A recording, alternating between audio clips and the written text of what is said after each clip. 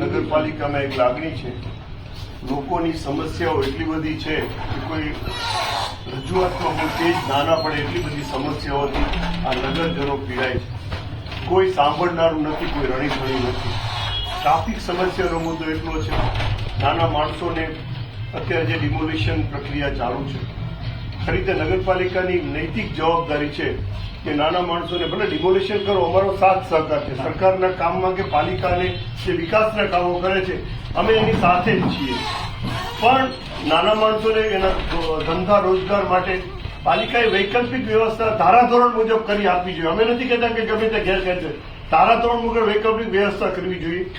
બીજું કે જે લોકો શેડ ને છાપરા બાંધે છે એને બાંધીને એની આગળના ભાગમાં પાર્કિંગ એટલું બધું રોડ સાંકડા થઈ જાય છે. રોડના પાર્કિંગ માટે પણ પાર્કિંગ સ્પોટ નગરપાલિકાએ બનાવવા જોઈએ, અથવા તો ત્યાં આગળ જે પાથરણા ને બધું પાથરે છે એને દૂર કરવા જોઈએ. એટલે ટ્રાફિક સમસ્યાનો મુદ્દો, પછી આ ડિમોલિશનનો મુદ્દામાં જે વૈકલ્પિક વ્યવસ્થા કરવી.